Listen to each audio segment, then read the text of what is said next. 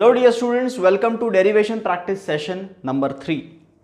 या वीकमध्ये मंडेला एक, ट्यूजडेला एक आणि आज थर्सडेला थर्ड या प्रॅक्टिस सेशनमधलं लेक्चर टाकतोय मी. 4 डेरिवेशन्स फर्स्ट सेशनमध्ये झाले होते, सेकंडमध्ये 4 आणि आज थर्डमध्ये 4. प्रॉबेबली अजून एक लेक्चर येईल, आता राहिलेले काही डेरिवेशन्स असतील तर त्याच्यावरती बेस्ड. बट आता हे जे डेरिवेशन्स आहेत हे डेरिवेशन्स खूप इम्पॉर्टंट आहेत. प्रत्येक डेरिवेशन एक एक लेसनमधनं साधारण घेतलेला आहे. हा पूर्ण जो सेशन आहे हा लेसन नंबर 9, 10, 11 अँड 12 ह्याच लेसन्सवर टार्गेटेड आहे. 9th लेसन करंट इलेक्ट्रिसिटीमधनं इंटरनल रेजिस्टन्स ऑफ सेल कसा मोजायचा युझिंग पोटेन्शियोमीटर, त्याचं डेरिवेशन विचारू शकतात. Magnetic effect on the axis of a circular coil, कॉईलच्या ॲक्सिसवरती मॅग्नेटिक फील्ड काय असते त्याचं डेरिवेशन. हा डेरिवेशन तुम्हाला लवकर नाही सुचणार, क्वेश्चन येऊ शकतो एक्झाममध्ये 3 मार्काला. शो दॅट इलेक्ट्रोमॅग्नेटिक इंडक्शनमध्ये rate of mechanical work is equal to the rate of heat produced when a coil is pulled out of magnetic field, त्याचं एक डेरिवेशन येऊ शकतं हे तुम्हाला. आणि लास्ट आहे ससेप्टेबिलिटी आणि म्यू आर मधलं ते मॅग्नेटिझममधलं. मॅग्नेटिझममध्ये 2च डेरिवेशन्स आहेत, ॲक्च्युअल म्हटलं तर एकच डेरिवेशन आहे EVR/2 orbital magnetic moment. But जर प्रश्न विचारला तर ह्याच्यावरती एखादा बनवू शकतो क्वेश्चन, म्हणून आपण सेफ साईड सगळं कंप्लीट करतोय. ओके, हे आहेत क्वेश्चन आजच्या सेशनचे. आपल्याला एक एक क्वेश्चन डेप्थमध्ये बघायचं आहे आणि ह्याची तुम्हाला प्रॅक्टिस करायची, written practice. How to write derivation ह्याचे मधला हा थर्ड लेक्चर आहे. जर तुम्ही पहिले 2 नसतील बघितले तर डिस्क्रिप्शनमध्ये फाइंड दोज 2 सेशन्स, ते पहिले बघून घ्या and then the third one. Let's start with the first derivation. The first derivation is to measure the internal resistance of cell. Okay, question असा येईल, एक्सप्लेन द मेथड किंवा explain the process of measuring the internal resistance of a cell, internal resistance of a cell using potentiometer. कसं करायचे बघा, measure internal resistance कसा मोजायचा using potentiometer, हा आपला एम आहे. पहिली गोष्ट, पोटेन्शियोमीटर तुम्हाला आठवत असेल मागच्या सेशनमध्ये सांगितलेलं, एक मोठी वायर असते. या वायरचं नाव आहे ABCD, बरोबर. ही आहे आपली पोटेन्शियोमीटर वायर ABCD. या पोटेन्शियोमीटर वायरला आपण कनेक्ट करतो एक मेन सेल बरोबर, ज्याला ऑक्झिलरी सेल किंवा मेन सेल म्हटलं जातं. Okay, then there is a key and then there is a rheostat. हा रिहोस्टॅट RH, ही मेन ऑक्झिलरी बॅटरी आहे, मेन बॅटरी, जी जर का ही की ऑन केली ना, मी ही की ऑन केल्यावरती हा सर्किटमध्ये करंट फ्लो होणारच, कायमस्वरूपी करंट विल फ्लो. असं कधीच होणार नाही की या सर्किटमध्ये करंट फ्लो होत नाहीये, अनलेस सेल बंद आहे, अनलेस की काढली. सो काही पण होते तिकडे करंट तर फ्लो होणारच, पोटेन्शियोमीटरमधनं करंट फ्लो होतोच. आता जर आपल्याला एक सेल दिलाय आणि तुम्हाला सांगितलं की ह्याचा इंटरनल रेजिस्टन्स मोज, ह्याचा इंटरनल रेजिस्टन्स, त्याचा EMF किती आहे, हा A, हा E ऑक्झिलरी म्हणून EAUX लिहितो मी. आपल्याला ज्या सेलचा इंटरनल रेजिस्टन्स मोजायचा ना, त्याचा EMF E आहे आणि त्याचा इंटरनल रेजिस्टन्स जो मोजायचा आहे तो R आहे. तो ॲक्च्युली सेलच्या आत असतो पण दाखवता येत नाही आतमध्ये, म्हणून साईडला दाखवलं आहे, साईडला आपण ड्रॉ करतो. Internal resistance of the cell we have to measure. आता तो मोजायचा असेल तर प्रोसेस काय समजून घ्या. सगळ्यात पहिलं तुम्हाला 11th स्टँडर्डमध्ये EMFचं डेफिनेशन होतं. EMF is defined as external work done. External work done म्हणजे external drop plus internal drop. External drop, external potential drop plus internal potential drop, दोन्ही मिळून EMF असतो. वेर ॲज एक्सटर्नल पोटेन्शियल ड्रॉपला फक्त potential difference म्हटलं जातं. This was the formula in 11th standard. जेव्हा आपण EMF शिकलो, इलेक्ट्रोमोटिव्ह फोर्स काय असतो, त्यावेळेस आपण हे बघितलं की EMF is work done per unit charge to circulated once through the external and once through the internal. दोन्ही सर्किटमधनं फिरवण्यासाठी किती वर्क लागतं त्याला EMF म्हणतं. Work done per unit charge, external plus internal, आणि नुसतं एक्सटर्नलला V म्हटलं जातं. आता थोडंसं डोकं वापरून सांगा, E will be equal to V कधी होईल, ज्यावेळेस इंटरनल रेजिस्टन्स 0 असेल. जर सेलचा इंटरनल रेजिस्टन्सच 0 असेल म्हणजे तो सेल आयडियल असेल तर E will be equal to V. किंवा असं पण म्हणू शकतो, जर करंट विल बी 0, सो सेलमधनं करंटच फ्लो होत नसेल, सेलमधनं करंट ड्रॉ होत नसेल, तरी पण आय कॅन से E आणि V सेम होऊन जातो. तरी पण आपण असं म्हणू शकतो की E आणि V आर सेम. सो आपल्याला तेच प्रॉपर्टी इथे वापरायची आहे. सगळ्यात पहिलं आपण काय करतो, how do we measure the internal resistance. आपण काय करतो, we connect the cell over here. आपण इथे सेल कनेक्ट करून टाकतो. केला, ठीक आहे, केला. अँड देन युझिंग गॅल्व्हॅनोमीटर आपण बघतो की तो बॅलन्स कुठे होतोय. आपण बॅलन्सिंग लेंथ मोजतो. एकदा बॅलन्सिंग लेंथ मोजली की आपल्याला आठवतंय का मागच्या डेरिव्हेशनमध्ये आपण केलंय असं की EMF is proportional to L1 where L1 काय आहे, length AP is equal to L1. मी असं म्हणू शकतो. आता मी काय गॅरंटी की मी EMFच मोजलाय. तुम्ही असं का म्हणताय की A आणि P च्या वरचा ड्रॉप हा EMFच प्रपोर्शनल आहे. व्हीला प्रपोर्शनल का नाही लिहिलं, याचं रिझन असं आहे की आत्ता सध्या आपण जे काही मोजलंय ना ते EMF आहे, ते V नाही आहे. का नाही आहे, कारण की आत्ता सध्या करंट नाही फ्लो होतोय का. गॅल्व्हॅनोमीटर 0 डिफ्लेक्शन दाखवतोय, म्हणजे या सेलमधनं no current is flowing. No current is flowing through the cell. आणि ज्या ज्या वेळेस नो करंट फ्लोज त्यावेळेस आपण EMF मोजतो. हा EMF का आहे त्याचं जर काय तुम्हाला कोणी क्वेश्चन केलं, why this is E, as no current is drawn through the cell, is drawn through cell, therefore it is E. Cell मधनं करंट ड्रॉच होत नाही म्हणून आपण जे काही मोजले तो E मोजला आहे. जर सेल मधनं करंट ड्रॉ झाला असता तर आपण त्याला V लिहावं लागलं असतं. आपल्याला त्याला काय लिहावं लागलं असतं, V. आणि ह्याचा प्रपोर्शनॅलिटी साइनचा कॉन्स्टंट सगळ्यांना माहित आहे, E is equal to it is I sigma L1. This is called equation number 1. First equation झालं. एकदम सिंपल आहे. दुसऱ्या स्टेपमध्ये आन्सर आहे. नाव व्हॉट वी डू इज, आता आपण काय करतो, we connect a parallel external resistance called as shunt. We connect a shunt resistance R. आता शंट रेजिस्टन्स R कनेक्ट करून आपण हा एक्सपेरिमेंट रिपीट करतो. When you connect a shunt resistance R, what happens is, बघा नीट, when you connect shunt resistance R, आता तुम्हाला balancing length Pला नाही Qला मिळते, थोडी जवळ मिळते. का जवळ मिळते, कारण की आता नो करंटची कंडिशन नाही आहे. हां, galvanometer will show 0 deflection. No current will be in this circuit. इथनं करंट नाही येणार. No current will flow through this galvanometer, balance होईल तेव्हा. बट आत्ता सध्या या सर्किटमध्ये मात्र करंट फ्लो होणं चालू होईल, त्या छोट्या वरच्या सर्किटमध्ये. आणि त्या सर्किटमधनं करंट फ्लो होतोय म्हणजे सेलमधनं करंट फ्लो होतोय. आणि ज्यावेळेस सेलमधनं करंट फ्लो होतो त्यावेळेस आपण E नाही V मोजला जातो. As current is flowing through cell, कधी कधी when we connect shunt resistance R, जेव्हा आपण शंट रेजिस्टन्स कनेक्ट करतो ना तेव्हा सेलमधनं करंट फ्लो होतो. आणि ज्यावेळेस सेलमधनं करंट फ्लो होतो तर V आणि E वेगळ्या गोष्टी झाल्या. आता आपण E नाही, आपण V मोजतोय. व्होल्टमीटरचा हाच तर प्रॉब्लेम आहे. Why voltmeter cannot measure actual voltage, कारण की तो सेलमधनं करंट ड्रॉ करतो. आणि ज्यावेळेस सेलमधनं करंट ड्रॉ होईल तर आपोआप सेलच्या आतमध्ये ड्रॉप होऊन जाईल. म्हणजे 10 वोल्टचा 10 वोल्ट दाखवणारच नाही, मे बी 9.5 दाखवेल. बट पोटेन्शिओमीटरकडे अशी काय खासियत आहे की तो EMF मोजू शकतो, आणि की पोटेन्शिओमीटर हा सेलमधनं करंटच ड्रॉ नसतो करत. सेल जो लावतो ना आपण त्याच्यातनं करंट ड्रॉ नसतो करत. बट ज्यावेळेस मी शंट रेजिस्टन्स लावतोय तेव्हा करंट ड्रॉ करण्याचा प्रोसेस चालू होतोय. त्यामुळे सेकंड केसमध्ये आपण E नाही मोजत आहे, आपण व्होल्टमीटरसारखा V मोजतोय. आपण काय मोजतोय व्होल्टमीटरसारखा, V proportional to second length L2. Length AQ is L2 post, and again the constant is I sigma L2. I sigma तर बदलणारच नाही जन्मात, कारण की हा ऑक्झिलरी सेल आहे, याच्यातनं करंट तर फ्लोच होणार आहे कायम, इररिस्पेक्टिव्ह तिकडे काय चालू आहे. हा सेलमधनं करंट फ्लो होणार आहे, ऑक्झिलरी सेलमधनं मेन पोटेन्शिओमीटरमधनं करंट फ्लो होत राहणार. झालं. You have to find internal resistance. Just take the ratio of these two equation. Equation 1 divided by equation 2 करायचं आहे. इक्वेशन 1 डिवाइडेड बाय इक्वेशन 2 करायचं आहे.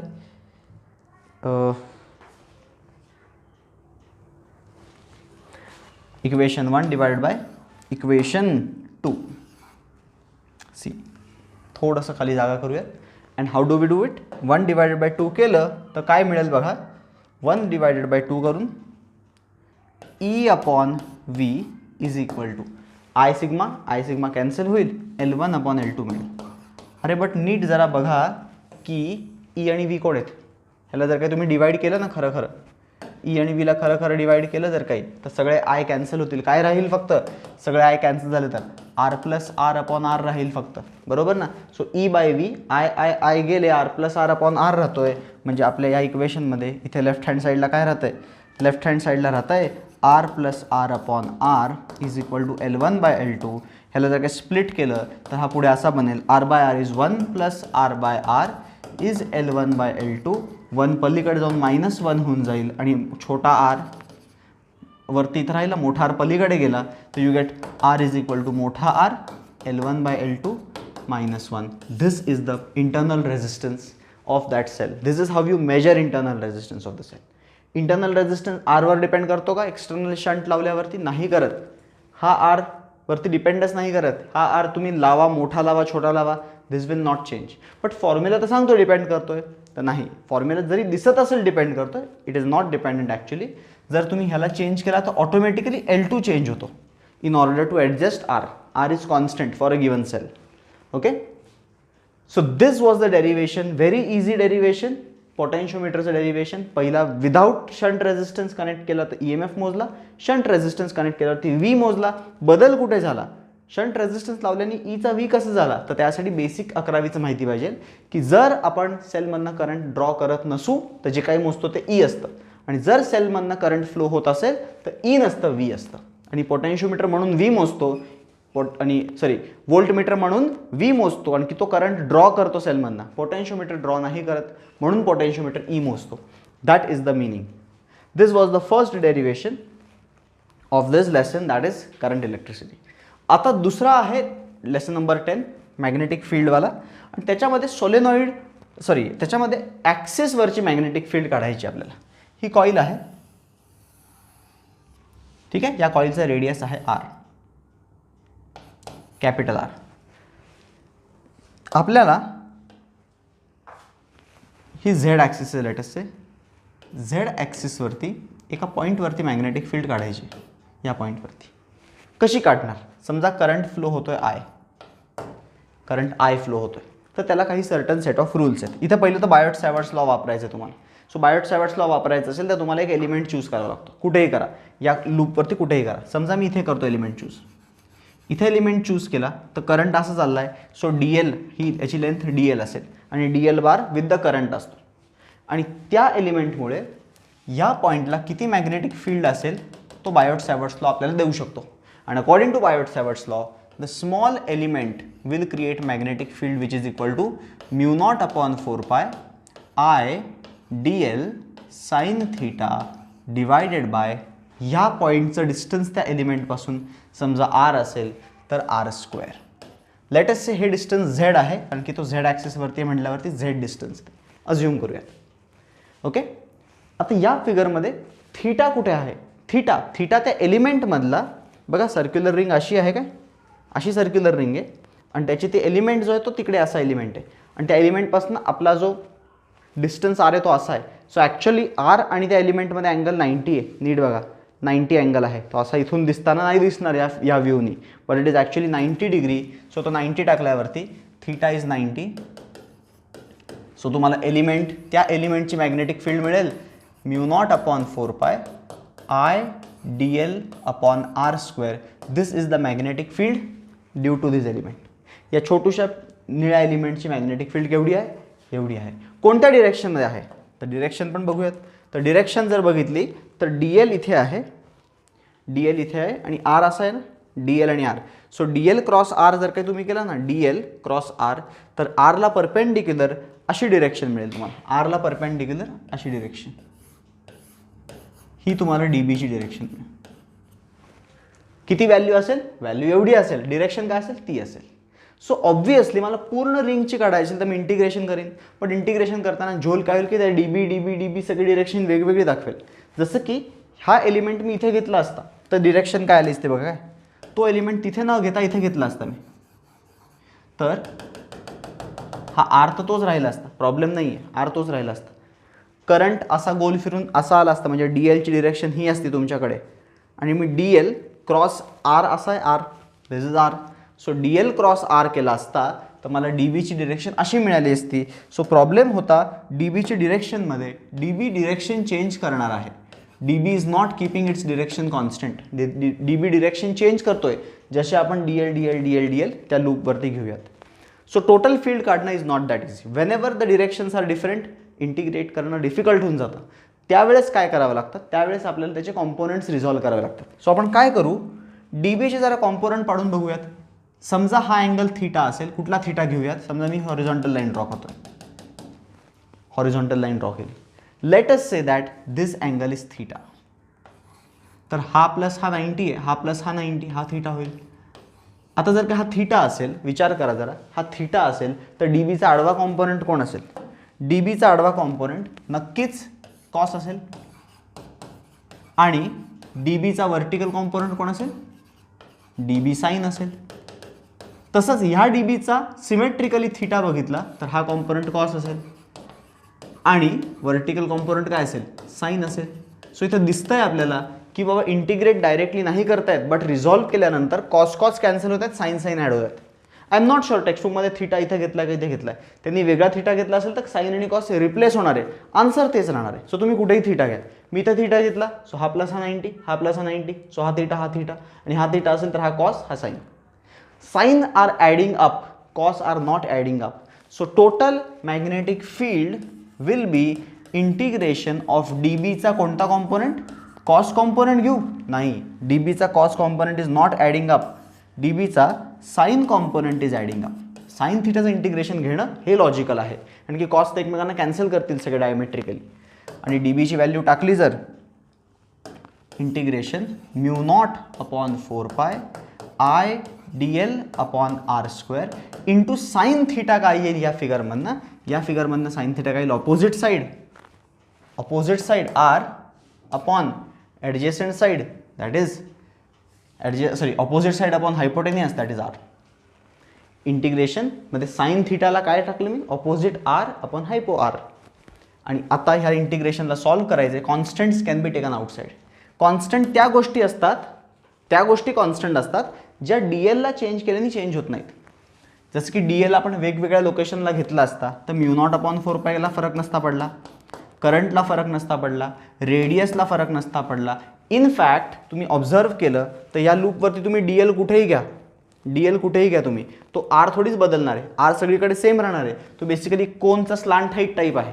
सो आर ही कॉन्स्टंट आहे, r³ ही कॉन्स्टंट आहे. आतमध्ये फक्त इंटिग्रेशन डीएल राहतो आणि इंटिग्रेशन डीएल म्हणजे सगळ्या डीएल ची addition, that is the circumference of the ring which is 2 πr. So mu naught IR upon 4 pi into r³ हे ॲज इट इज, आणि ह्याचं उत्तर आलं 2 पाय इंटू r. 2 पाय 1 जा, 2 पाय 2 जा. Your final answer looks in this way. Mu naught IR² divided by 2 छोटा आरचा क्यूब. आणि स्मॉल आर जो आहे ना त्याच्यामध्ये जनरली आपल्याला डील नसतं करायचं, आपल्याला तर आर माहिती असतो, रेडियस ऑफ द रिंग, आणि आपल्याला ॲक्सियल पॉईंट किती लांब आहे, किती लांब ॲक्सिसवरती आहे, झेड माहीत असतो. सो समहाऊ या आरला झेड आणि आरमध्ये कसं लिहिता येणार? r² is z² plus r². So नुसता R will be what? Raise to half. Root घेतला मी आणि नंतर क्यूब पाहिजे रे त्याचा, आरचा क्यूब पाहिजे. सो दोन्हीकडे क्यूबिंग केलं जर काही तर रेज टू 3/2 बनेल. देअरफॉर डिनॉमिनेटरमध्ये काय बनतो? डिनॉमिनेटरमध्ये बनतो z² plus r² raise to 3/2. This is the answer of magnetic field on the axis of circular coil. Axis on the circular कॉईलचा हा फॉर्म्युला आहे. ह्याच्यामध्ये जर ॲक्सिसला n टर्न्स असतील त्याला n ने मल्टिप्लाय करावं लागेल. n टर्न्स असतील तर, नसतील तर 1 घ्या, असतील तर n ने मल्टिप्लाय करावं लागेल. हे आहे त्याचं derivation. This is how you derive the whole thing. असं डिराईव्ह करायचं आहे. खूप इम्पॉर्टंट डेरिवेशन्स आहेत. आजचे डेरिवेशन थोडे मोठे आहेत, ठीक आहे. बोर्डला येण्याचे चान्सेस थोडे कमी वाटत आहेत, बट आले पाहिजेत जर तुम्हाला नीट अभ्यास करताय. जर तुमचं न्यूमेरिकल वीक आहे ना आणि तुम्ही थिअरीवरती जास्त रिलाय करताय तर ॲटलिस्ट तुम्ही डेरिवेशन तरी नीट करून जा, ठीक आहे. Let's move to the next question. आता ह्याच्यामध्ये स्पेशल केसेस वगैरे विचारले तुम्हाला लिहिता आले पाहिजे, ओके. स्पेशल केसेस म्हणजे Z0 असेल तर काय, सेंटरला येऊन जाऊ आपण. Z खूप लार्ज असेल ॲज कम्पेअर्ड टू आर तर काय, या गोष्टी तुम्हाला थोड्याशा स्पेशल केसेस लक्षात ठेवावे लागतील. थर्ड इम्पॉर्टंट डेरिवेशन EMI मधलं ते प्रोडक्शन ऑफ हीट आणि work done in pulling the wire same आहे हे प्रूव्ह करण्याचं आहे. बघा काय लॉजिक आहे त्याच्यामध्ये. इमॅजिन करा ही मॅग्नेटिक फील्ड आहे आणि या मॅग्नेटिक फील्डमध्ये एक कॉईल ठेवलेली आहे. आपण एक्झाम्पलसाठी काय करूयात, ही मॅग्नेटिक फील्ड आहे, आपण एक कॉईल घेऊन टाकू. ठीक आहे. ही जी कॉईल आहे ही कॉईल अशी आहे. या कॉईलला बाहेर ओढायचं आपल्याला, काहीतरी फोर्स लावावा लागेल, कारण की ओढताना लेन्झ लॉ प्रमाणे आत फोर्स लागणार आहे. सो मला कमीत कमी इथं आत जो लागतोय फोर्स तेवढा लावावा लागेल, तेव्हा जाऊन मी ओढू शकेन. म्हणजे मी एफ फोर्स लावल्यानंतर त्याला ओढतोय. समजा मी त्याला वेलॉसिटी व्हीनी पुश करायचं आहे, मला कॉन्स्टंट वेलॉसिटी व्हीनी ओढायचं आहे, तर मला काहीतरी पॉवर द्यावी लागेल. आणि मला माहिती आहे मेकॅनिक्समध्ये पॉवरचा फॉर्म्युला आहे वर्क अपॉन टाईम किंवा फोर्स डॉट वेलॉसिटी. पॉवरचा फॉर्म्युला असतो फोर्स डॉट वेलॉसिटी. या रेटनी मला मेकॅनिकल पॉवर लावावी लागणार आहे, फोर्स डॉट वेलॉसिटी. बरोबर, ठीक आहे. आता बघा, हा जो काही लूप आहे ना, या लूपला काहीतरी रेझिस्टन्स असणार आहे. त्याला काहीतरी रेझिस्टन्स असणार आहे पूर्ण लूपला. असं नाही की रेझिस्टन्स इथे लावला आहे, पूर्ण लूपचा रेझिस्टन्स मी एका ठिकाणी ड्रॉ करून ठेवला आहे. आणि हा लूप आपण बाहेर ओढतोय असं इमॅजिन करा. सगळ्यात पहिलं आपण बघूयात मेकॅनिकल पॉवर किती लागते, नंतर आपण बघू हीट प्रोडक्शन किती होतं आहे, आणि दोघांना इक्वल आहे असं प्रूव्ह करू. सो सगळ्यात पहिलं मेकॅनिकल पॉवर किती लागत आहे.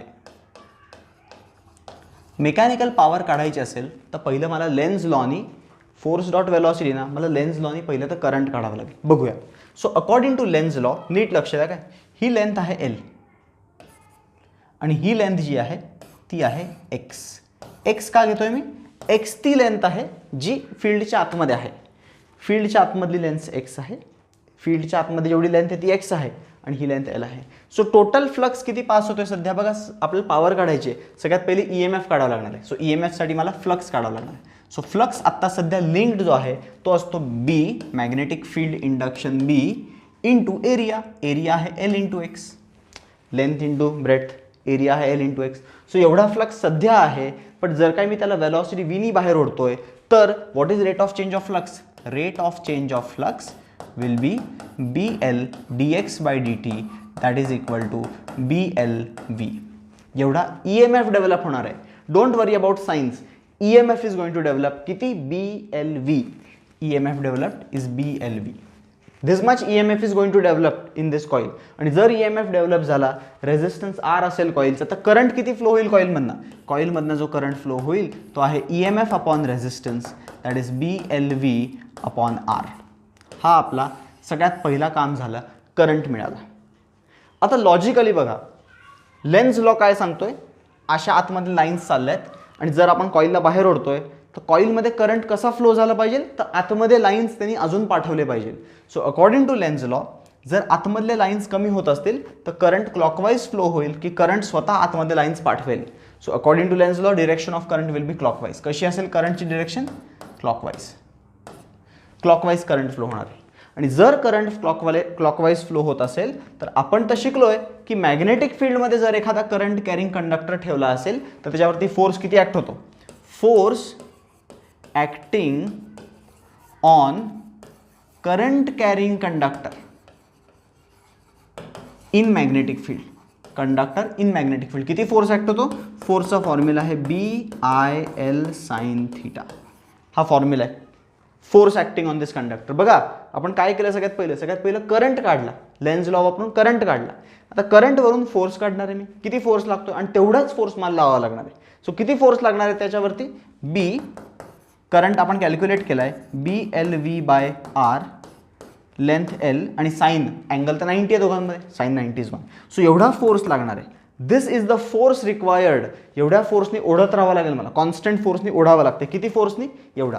किती येतो, B into B is B², L into L is L², V/R किती, B² L² V/R. हा फोर्स आहे. आपल्याला पॉवर काढायची आहे. सो पॉवरचा आन्सर काय येईल, power is equal to force into velocity. So force into velocity करताना हा फोर्स आहे, ह्याला वेलॉसिटीने मल्टिप्लाय केलं तर Vचा पण स्क्वेअर बनेल ना, B² L² V²/R. बघा किती मस्त फॉर्म्युला आहे, B² L² V²/R. This is power. आणि ही पॉवर काय आहे, ही आहे mechanical power. Mechanical power derive केली. आता आपल्याला हीट प्रोडक्शन कंपेअर करायचं आहे. हीट प्रोडक्शन, अरे हीट प्रोडक्शन तर खूप सिंपल आहे. मला सांगा, rate of heat produced, electrical power जी म्हणतो आपण I²RT, तर काय असतो, heat produced per unit time. Heat produced per unit time किती असते, I²R असते, I²R. अरे पण आय स्क्वेअर आर मध्ये आयची व्हॅल्यू काय आहे आपण काढून बसलोय. करा आय स्क्वेअर केलं तर काय येईल B square L square V square by R square. B square L square V square by R square into R केला तर एक आर गेला. What you get B square L square R V square B square L square V square upon R B square L square V square upon R. This is mechanical. आपण जेवढं mechanical work केलं त्या कॉईलला ओढायला ती सगळीच्या सगळी mechanical work done per unit time convert झाली electrical energy आणि हीट म्हणून ती डेसिपेट होईल थ्रू द रेझिस्टर. सो या रेझिस्टरमधनं जेवढी हीट निघणार आहे बाहेर ती तेवढीच आपण हाताने काम केलं ओढण्याचं. ओके. सो बेसिकली हे दोन्ही इक्वल आहेत हे आपण प्रूव्ह केलं आहे. हे डेरिवेशन एक्झाममध्ये विचारू शकतात. खूपच इम्पॉर्टंट आहे हे डेरिवेशन. तुम्हाला लवकर सापडणार नाही. Okay. But very important derivation to prove that mechanical work done is equal to the electrical work done किंवा electrical energy losses through the resistor. And now the last derivation of magnetic materials lesson, that is susceptibility चा concept and susceptibility चा relation with relative permeability. So सगळ्यात पहिलं कसं करायचं बघायला काही steps आहेत. ह्याच्यामध्ये थोडा पाठांतराचा भाग जास्त आहे. मी सांगतो तसं लक्षात ठेवा तुम्ही. सगळ्यात पहिलं ही सॉलेनॉइड आहे. या सॉलेनॉइडमध्ये व्हॅक्यूम आहे त्यामुळे ह्याच्यामध्ये फील्ड जी आहे ती बी नॉट आहे G mu not N I आहे आणि एन आयला आपण एच म्हणतो. सो ओरिजिनल फील्ड आहे B naught is equal to mu naught into H. आता काय झालं व्हॅक्यूमच्या जागी एक मटेरियल टाकून दिलं. काय टाकून दिलं व्हॅक्यूमच्या जागी एक मटेरियल टाकून दिलं. एक मटेरियल इंट्रोड्यूस केलं. हे मटेरियल इंट्रोड्यूस केल्यामुळे ते फेरोमॅग्नेटिक मटेरियल असल्यामुळे मॅग्नेटिक फील्ड वाढली. आता ती वाढलेली मॅग्नेटिक फील्ड जी आहे ती आहे बी. वाढलेली मॅग्नेटिक फील्ड बी आहे आणि ती किती असणार या फॉर्म्युलाप्रमाणे ती असणार आहे म्यू इंटू एच. एच तर तोच राहणार ना. नंबर ऑफ टर्न्स तेवढेच आहे करंट तेवढंच आहे. एच का चेंज होणार आहे चेंज होणार आहे म्यू नॉटच्या जागी म्यू होती पर मी ॲबिलिटी ऑफ व्हॅक्यूम. आता म्यू काय परमिएबिलिटी ऑफ मीडियम. जे काही मीडियम आतमध्ये टाकलंय त्याची परमिएबिलिटी ते व्हॅक्यूमची होती आणि हा मोठा आहे त्याच्यापेक्षा. आता नीट लक्ष द्या खूप इम्पॉर्टंट आहे काय. आता बघा टोटल जी फील्ड होणार आहे टोटल फील्ड ती दोन रिझनमुळे असणार आहे. ओरिजिनल प्लस जी मॅग्नेटायझेशन ते मटेरियल मॅग्नेटाइज झाले त्या मॅग्नेटाइज झालेल्या मटेरियलची मॅग्नेटिक फील्ड. आणि आता आपण इथं काय करतो काही सर्टन स्टेप्स लर्न करायचे आहेत. ओके. ही जी मॅग्नेटाइज्ड फील्ड आहे ना त्याला आपण लिहितो mu naught into M Z आणि हा असतो म्यू नॉट इंटू एच. तुम्हाला ही स्टेप थोडी पाठ करावी लागेल. Okay. You can learn it. ही पहिली स्टेप. त्यानंतर म्यू नॉट कॉमन घेतला जातो एच प्लस एम झेड आतमध्ये राहतो आणि एम झेड आणि एचमध्ये रिलेशन असं आहे की magnetisation intensity of magnetisation is equal to susceptibility times काय ससेप्टिबिलिटी टाइम्स एच. ससेप्टिबिलिटीला म्हणतात काय म्हणतात त्याला magnetic susceptibility. Magnetic susceptibility into H. हा म्यू नॉट बाहेर आहेच. सो टोटल मॅग्नेटिक फील्ड जी आहे ती म्यू नॉट. आता एच पण कॉमन येईल 1 प्लस काय आतमध्ये राहील 1 प्लस काय आणि या 1 प्लस कायला म्हटलं जातं म्यू आर. काय म्हणतात म्यू आर म्हणजे रिलेटिव्ह परमिएबिलिटी. सो उत्तर काय बनतं mu naught into mu R into H is B आणि हे दोघांचं मिळून काय बनतं रे म्यू इंटू एच बनतो mu into H. So basically तुम्हाला ह्याच्यातनं काय कळालं पाहिजे की जसं आपल्याला परमिटिव्हिटीमध्ये एप्सिलॉन ऑफ मीडियम काय असायचा एप्सिलॉन नॉट के असायचा. के म्हणजे dielectric constant of that medium असायचा. कुठल्याही मीडियमची परमिटिव्हिटी व्हॅक्यूमची परमिटिव्हिटी इंटू कॉन्स्टंट लिहू शकत होतो आपण डायलेक्ट्रिक कॉन्स्टंट. तसंच कुठल्याही मीडियमची परमिएबिलिटी पण व्हॅक्यूमची परमिएबिलिटी इंटू कॉन्स्टंट लिहिता येतो. ह्याला डायलेक्ट्रिक कॉन्स्टंट म्हणू शकतो का नाही ह्याला म्हणतात relative permeability. Okay. Dielectric constant तिथे म्हणतात. इनफॅक्ट डायलेक्ट्रिक कॉन्स्टंटला रिलेटिव्ह परमिटिव्हिटी पण म्हणतात. रिलेटिव्ह परमिटिव्हिटी पण म्हणू शकतो आपण त्याला. Both ways are fine. Okay. So this were 4 derivations.